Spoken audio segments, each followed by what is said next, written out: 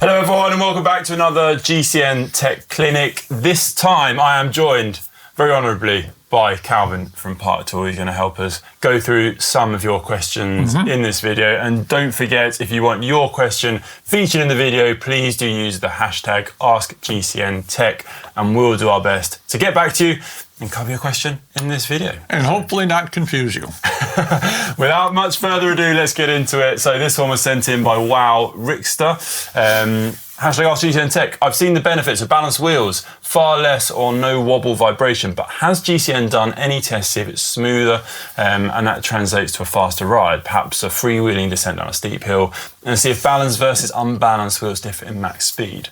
So this is interesting. Ollie did a short video on this recently. It was quite incredible to see the difference in an unbalanced wheel versus a balanced wheel. What's your take, Calvin? Well, it is a difference if it's important to have your wheel not balanced when you're working on your bike.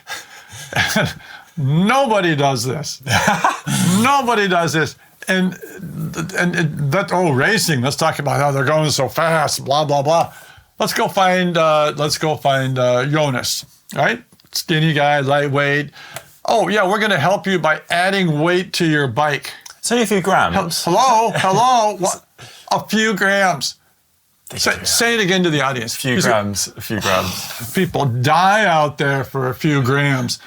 No, it doesn't help. There is no flywheel effect, right? When we're riding that the mass of it's helping increase. Weight's always bad. Okay. It's always bad. So no. You reckon no? No. I mean, if it made a difference, Visma, at least a bike would be doing it. How do we know they're not doing it? That's what I was about to ask you. If you could take weight away, they would like that. What rim manufacturer wants to do that? So you think adding just a few grams of rotating weight is not the best idea? No. Okay. Well, for what? For smoothness, again, the speeds that they're going on the top riders, if it helped, they would be doing it. Okay. Right? That some of the hour attempts, they're always careful on the tubular, because they're still doing it on the track, to carefully even the surface out so that it's mounted on a truly flat surface, because you don't want any up and down, tangent. You feel that. Tangents allowed here, even a subtle. So your wheel's out around. You're going up this 1 millimeter hill and down this 1 millimeter hill every revolution, right? Is that important? How many times does your wheel go around in an hour ride? Think of that. Add that up. That's actually, right? So, but the point is, no. Okay. Don't do it. But I take it back. It's fun to do. It gives us stuff to do and stuff to talk about. Well, there you go. There's the answer to the question. Maybe we do need to do a video on it. So There you go. Thanks for sending that one in, Wow Richter. Moving on to Thorben Zucker 6305. Could you explain a little bit about the best angles and positioning of the handlebars and brake levers? I have an old Basso and have been struggling with a comfortable setting. This is it's a positioning question and a posture question both, which is great. Very individual, depending on the person. It is, and it's kind of a cop-out. Yeah, do what's comfortable. So unfortunately for a lot of people, they don't think about this. They get the bike. This is how it was given to me. This is the way it's always been. It always hurts my wrist. Well, can we change that? Yes. And backing up bigger picture, you'll see people, oh man, my arms are killing me, and can I rotate here and here or bring this up? That's true, but sometimes it's you. Let's go look in a mirror and talk about us having a good body strength and core strength. It's a classic thing. Cyclists often negate core strength. You're trying to hold yourself up. Your body's not helping. You're putting all your weight on your arms. Is different bars and levers going to help in changing positions? No, a better core strength can help. But yeah, absolutely playing with things and rotating things around. Yeah, it can make a big difference. One more tangent. In one-piece handlebars, do we love those?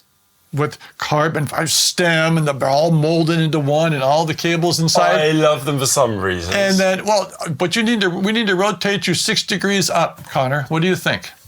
I just pulled the hoods up. There we go. Just pull them up. You know what I paid for these things? I don't care if I hurt. This is going to be comfortable. Yeah. So yeah, having all those changes is nice, and absolutely start playing with it. Yeah, I think experiment with the bars as well. Oh yeah, yeah. Getting the flare right and tilt, and you bet. The width can make a huge difference. Yeah, too. and when it's all one piece and carbon fiber, you're dropping how much each attempt? Yeah. Yeah.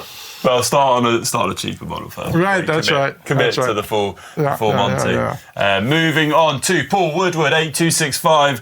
What tyres were used for the Wales coast-to-coast ride, and which mudguards? Of the tech used, what would you have done differently? Thanks for sending this in, Paul. So this is a ride Ollie and myself did recently. A few weeks back, we rode across the entirety of Wales in the middle of winter. So that's a half a day, Wales? 2 days. Oh, okay, 2 sorry. days. It was winter, Calvin. There's 3 mountain ranges. Okay, ignorant American question. I mean, it's probably the size of those. How are we going coast to coast in Wales? Well, you go north-south. North-south. It's still the Atlantic? It's technically the Atlantic. It's the Irish Sea. Oh, okay. Okay, go ahead. Don't quote me on that. Is that the cameraman shaking their head? I think it's the Irish Sea. I'm pretty confident. I get to be the ignorant one here, Conor. Not you. No, it's the Irish Sea because the Celtic Sea is slightly south, and that's a sea, not an ocean. The Atlantic is an ocean. There we go. There you go. Well, tyres, back to that. I used 50mm Pirelli.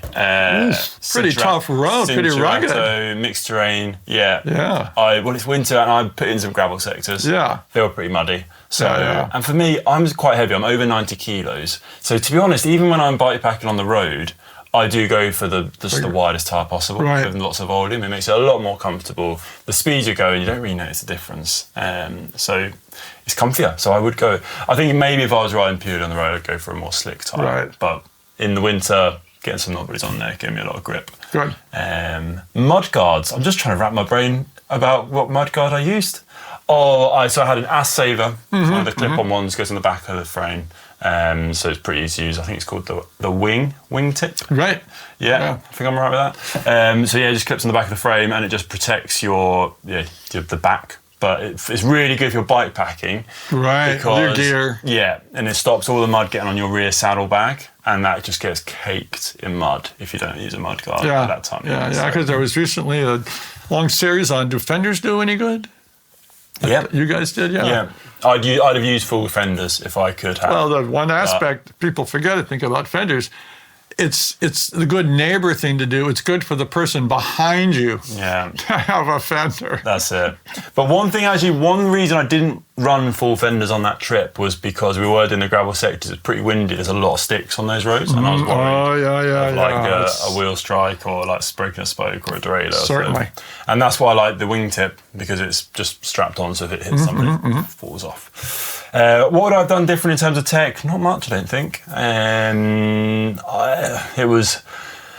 waxed my chain, which worked really well, but I did go down a very, very muddy sector, and that got caked. I think I probably would have just committed to the synergetic on that trip, because those conditions, I think it would have probably been easier just to top it up. So that's the only thing I'd have changed. KM09876 asked GCNTech if I have a puncture on a tubeless setup where the tyre has a recommended max PSI of 70 or so, but I need to insert an inner tube. Should I stick to the tyre pressure, or does it become less of an issue? No issue. No issue. Yeah, go with because you may not know this, but a long time ago we used to just have inner tubes, and you may have heard of a famous Dr. Dunlop, that created I don't care if it's true or not, it's the story. That's the important thing. For his son, his child, to be more comfortable on their bike, to have an inner tube, and a pneumatic tire was the big launch.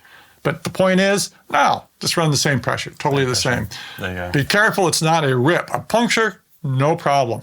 A rip, that's not good for the inner tube. Right? So if it's 5 mil, a centimeter rip, that's going to be a problem for an inner tube.